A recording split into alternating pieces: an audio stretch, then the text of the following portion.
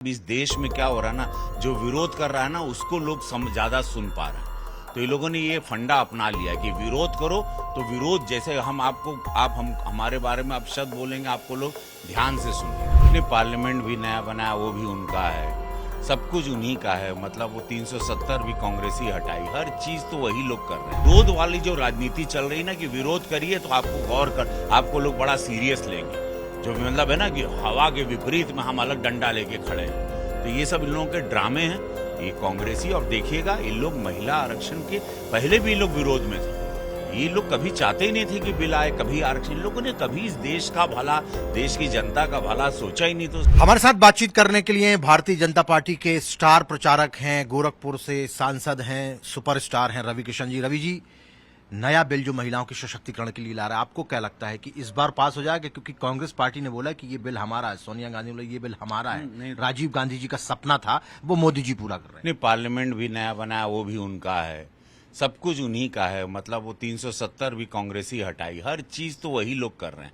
देखिए, यशस्वी प्रधानमंत्री मोदी जी अब कल बोलेंगे राम मंदिर भी हम ही लोग बनवाए। तो इन लोगों का काम ही है विरोध करना। देखिए, आप इस देश में क्या हो रहा है ना, जो विरोध कर रहा है ना उसको लोग ज्यादा सुन पा रहे हैं।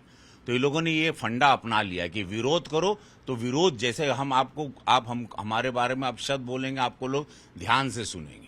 तो एक धंधा बन चुका है, गोरख धंधा, जहां विकास में पूरा विश्व मान रहा है।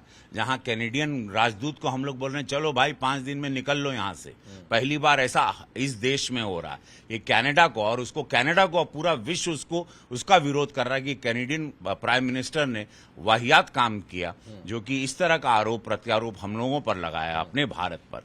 तो ये विरोध वाली जो राजनीति चल रही ना कि विरोध करिए तो आपको गौर कर, आपको लोग बड़ा सीरियस लेंगे।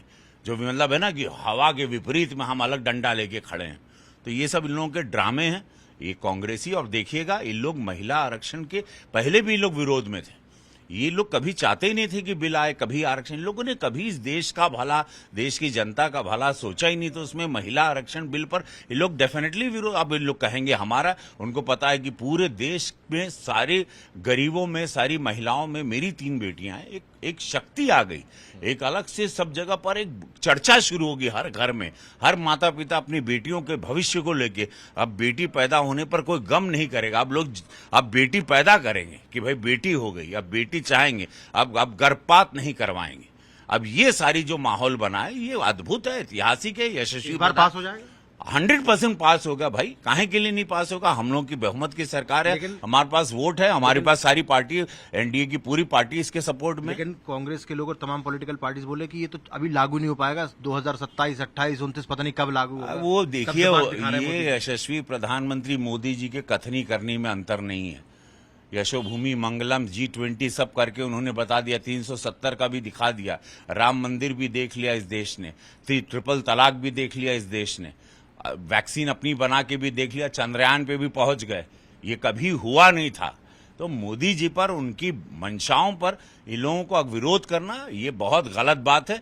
और ये विरोध का जो धंधा शुरू किया ना कि विरोध करो तो देश की जनता गौर करेगी आप पर, ये फंडे भी देश की जनता समझ चुकी है। एक अंतिम सवाल जानना चाहता हूँ, क्योंकि अधीर रंजन चौधरी हो या प्रमोद तिवारी, उन्होंने बोला कि जो किताब जब नहीं मिली थी कल कॉन्स्टिट्यूशन की, उसमें हिंदी में तो दिया हुआ है कि पंथ निरपेक्ष, लेकिन अंग्रेजी में नहीं दिया हुआ है। ये मोदी जी और बीजेपी वाले संविधान को ही बदलना चाहते हैं, ये आरोप लग रहा है। हमने हिंदी वाला पढ़ा, अंग्रेजी वाला नहीं पढ़ा। अंग्रेजी वाला पढ़ के हम बताएंगे, तब आपसे जरूर हम टाइम्स नाउ से फिर बात करेंगे तिवारी जी।